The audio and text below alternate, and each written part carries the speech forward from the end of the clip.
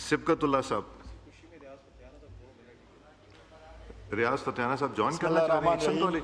शुक्रिया जनाब स्पीकर साहब।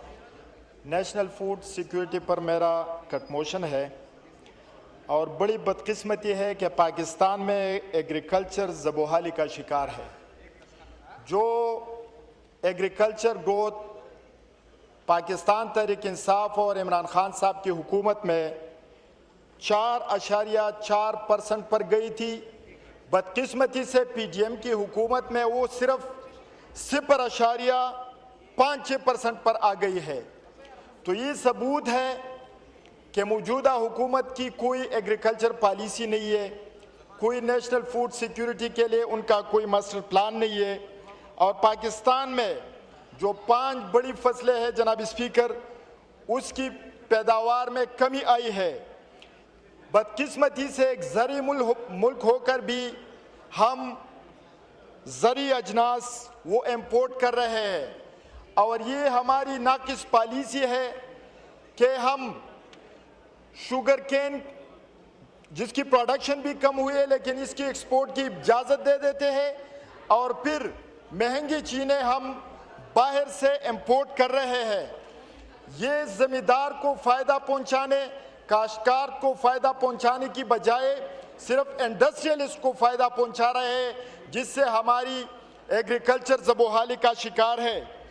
जनाब स्पीकर साहब, न कोई रिसर्च है, न कोई इस तरह सीड्स मुतारिफ कराई गई है जो ज़्यादा पैदावार दे सके और जो माहौल के साथ मुताबिकत रखता हो। जनाब स्पीकर साहब, एग्रीकल्चर लैंड बिल्डिंग्स बिल्टअप हो रहे हैं, हाउसिंग सोसाइटीज़ बन रही है, कोई मास्टर प्लान नहीं है पूरे पाकिस्तान के लिए। नो डाउट कि एग्रीकल्चर ये 18वीं तरमीम के बाद सूबों का मामला है, लेकिन पूरे पाकिस्तान के लिए एक मास्टर प्लान बनना चाहिए। जो डिप्लीशन हो रही है एग्रीकल्चर लैंड में, उसकी रोकथाम होनी चाहिए।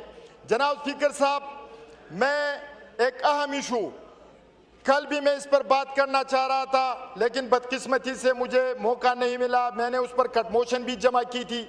मैंने अभी आपको एक रिटन रिक्वेस्ट भी भेजी कि मुझे कम से कम 1 मिनट उस पर बात करने की इजाज़त दी जाए कि मौजूदा मेरे हल्के में 18 से 20 घंटे लोड शेडिंग हो रही है। हम आ जाएंगे। 1 मिनट सर, अभी कल का दिन भी है। 1 मिनट सर, कल करेंगे। 1 मिनट सर। नहीं, ये इस पे देखे हम if we start violating rules then we will not end up anywhere. नहीं, प्लीज आप इस पे बात कीजिए।